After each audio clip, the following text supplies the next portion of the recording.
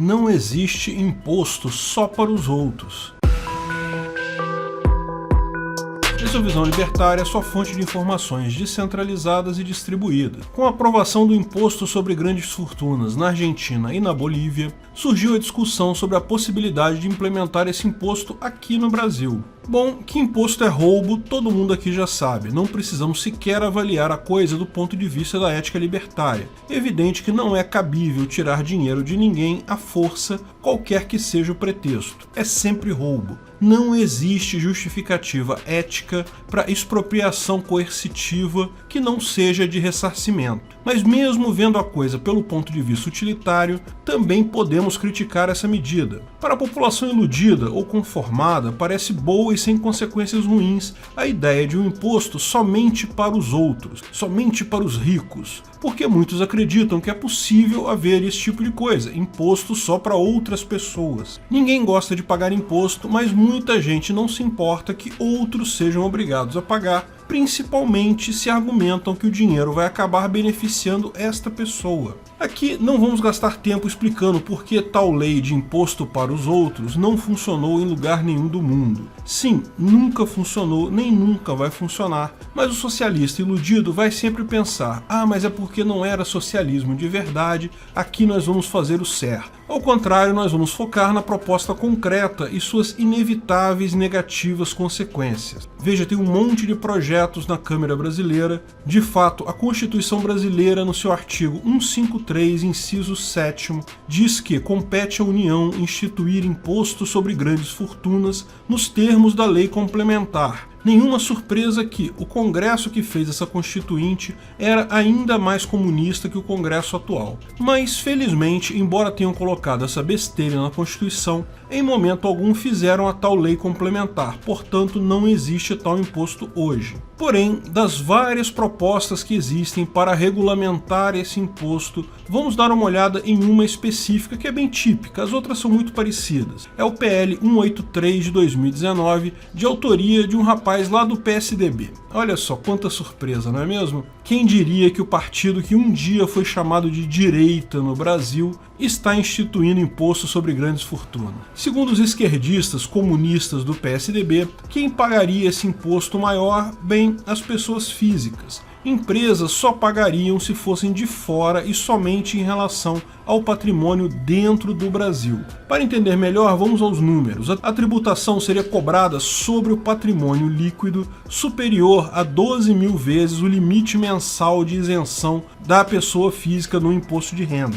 Esse limite em 2020 está em R$ 1.900 mais ou menos. Ou seja, o imposto cobrado seria de quem tem mais do que 23 milhões de reais de patrimônio. Para quem tem mais de 23 milhões de reais hoje e menos de 38 milhões de reais, a alíquota seria de 0,5%. Para pessoas com fortuna entre 38 milhões de reais e 133 milhões, seria de 0,75%, e para quem tem acima de 133 milhões de reais, seria um total de 1% do patrimônio. O imposto seria calculado anualmente no dia 31 de dezembro, ou seja, todo ano o seu patrimônio que fosse superior ao teto referido teria que pagar tal imposto no ano seguinte. Provavelmente iriam implementar isso junto com a declaração do imposto de renda. Bom, o menor valor a ser pago nessa lógica seria de R$ 115 mil.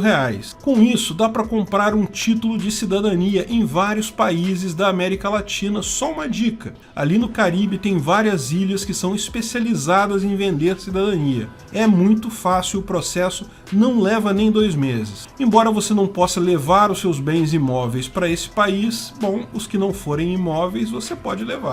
Mas o interessante aí é ver o valor ser fixado com base na tabela do imposto de renda. Olha que curioso. Muitos não percebem o quão ruim é isso. O imposto de renda vem sendo cobrado a cada ano de pessoas cada vez mais pobres. A tendência é acontecer o exato mesmo nesse caso. Cada vez mais políticos e burocratas têm interesse em baixar esse limite para pegar mais gente. Lá nos anos 2000, o valor do salário mínimo era de R$ 151.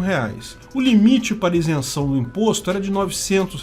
Ou seja, a pessoa que ganhava até 6 salários mínimos não pagava imposto de renda. Em 2020, o salário mínimo é de pouco mais de R$1.000 e a isenção de imposto é de R$1.900. Então, quem ganha 2 salários mínimos já paga imposto. Transpondo essa tabela do imposto de renda para grandes fortunas, nos anos 2000, o limite de isenção seria de 120 mil salários mínimos. Hoje seria de apenas 40 mil salários. Se aplicarmos essa mesma proporção para os próximos 20 anos, em 2040, pessoas com patrimônio de 13 mil salários mínimos já terão que pagar esse imposto. Você pode pensar, mas ainda está longe. 13 mil salários mínimos de patrimônio é muita coisa ainda.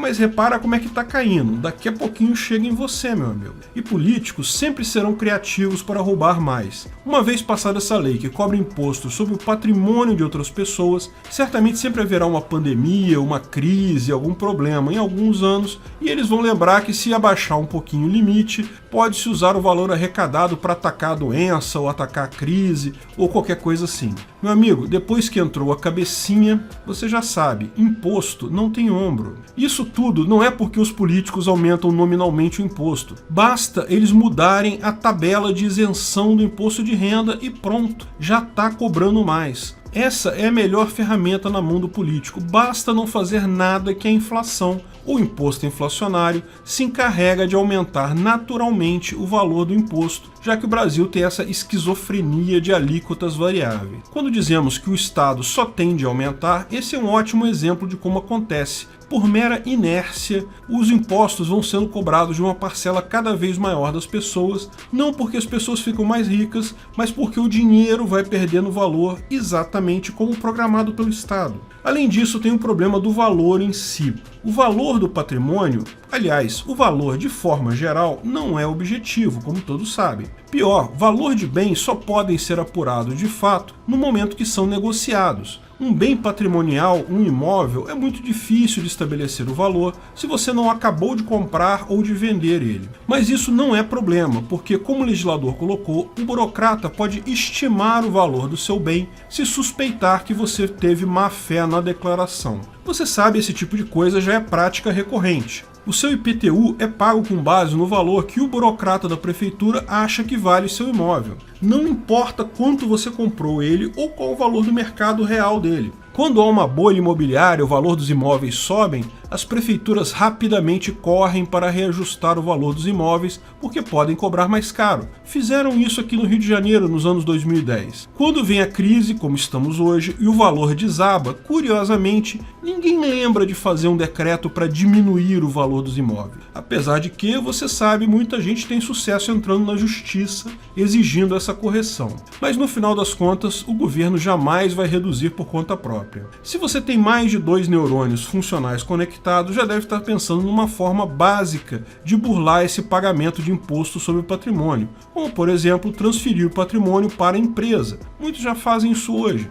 Mas as ações da empresa aumentariam a conta, não é? Olha, o patrimônio da empresa não se reflete diretamente no valor dela de mercado. Existem riscos e custos envolvidos. Mas digamos que realmente alguém tenha que pagar imposto com base no valor das ações que possua. Essa pessoa então teria que vender as ações para poder pagar o imposto. Os super ricos não têm bilhões de reais na conta bancária. A grana deles toda está nisso, em ações, ativos escriturais, negócios. Se todos ou muitos forem forçados a vender as ações que têm para honrar obrigações tributárias, o preço dela tenderia a cair, o que levaria a uma alta de juros, já que o dinheiro ficaria mais raro, uma vez que está sendo usado para comprar ações. Com os juros mais altos, o custo de financiamento do dinheiro emprestado para empreender aumenta e isso impacta negativamente a criação de trabalho e renda, inclusive a captação de imposto de renda pelo governo, podendo resultar em menos arrecadação no curto prazo. Pior, muito dos patrimônios dos super ricos aqui no Brasil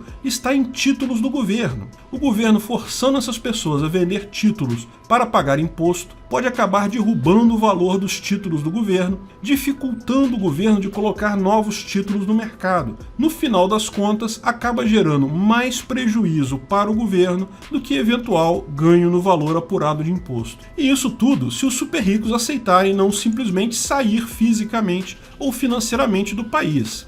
Mas um rico não vai sair do país porque tem que pagar 1 milhãozinho a mais de imposto todo ano. Bem, certamente para muita gente pagar 1 milhão de imposto é mixaria, mas ele tem um incentivo a mais para sair. Lembra que o imposto não é só o custo de pagar ele, tem toda a burocracia, incerteza jurídica, o parasita burocrata querendo arrancar grana, talvez pague no primeiro ano, mas daí certamente aquela cidadania no Caribe vai ficando cada vez mais interessante. Então boa sorte para os que acreditam que cobrar mais imposto de ricos vai resultar em algo bom. Dinheiro não leva desaforo para casa. O efeito será expulsar o capital e os donos deles daqui. Mas ainda não acabou. A expectativa é que o governo roube de forma legalizada em impostos entre 70 e 80 bilhões de reais com esse imposto. Vamos considerar que ninguém decida sair do país e que o valor arrecadado seria mesmo de 80 bilhões de reais. Parece muito, né? Dá para construir não sei quantos leitos de hospital ou não sei quantas escolas. Mas vale a pena lembrar que o gasto público federal foi de 4 trilhões de reais no ano. Quebrar ou expulsar as grandes empresas do Brasil, gerando desemprego generalizado,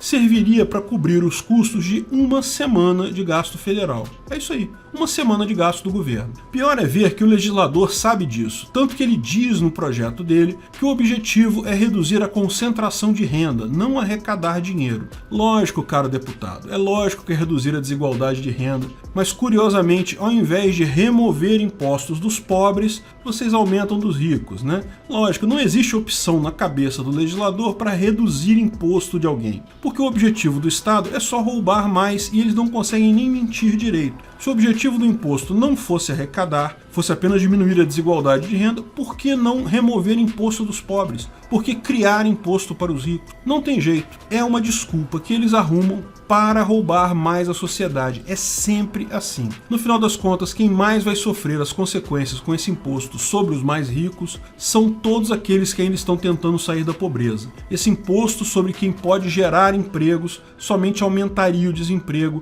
e com menos oportunidades de trabalho, menos riqueza é gerada entre as pessoas e, por consequência direta e óbvia, piora o custo de vida. Cada vez está mais fácil ou menos difícil trocar de país para um onde tenha políticos menos autoritários. Seres humanos reagem a estímulos, incentivos positivos ou negativos. Se o incentivo no Brasil é para que você não enriqueça, muitos vão pôr em prática a ação de se defender. Basicamente, o que o governo sinaliza com a implementação de um imposto como esse é: pessoas só podem ser ricas até o patamar X. A única coisa que imposto cria, qualquer imposto, é pobreza. Pobreza e morte.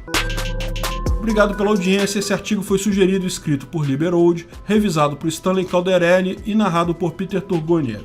Esse vídeo foi um oferecimento de armataweb.com, cloud e serviços de data center. 100% de compromisso com a satisfação e privacidade dos clientes. Aceitamos Bitcoin. Veja o link na descrição do vídeo. Se você gostou desse vídeo, clique no like e compartilhe ele em suas redes sociais. Se inscreva no canal para nos ajudar, clicando no botão vermelho abaixo. Se quiser ser avisado de novos vídeos, clique no sininho ao lado. Saiba mais sobre o nosso projeto no site visãolibertaria.com. Lá você pode sugerir novos artigos, escrever artigos, patrocinar e muito mais. Confira visãolibertaria.com. Até a próxima!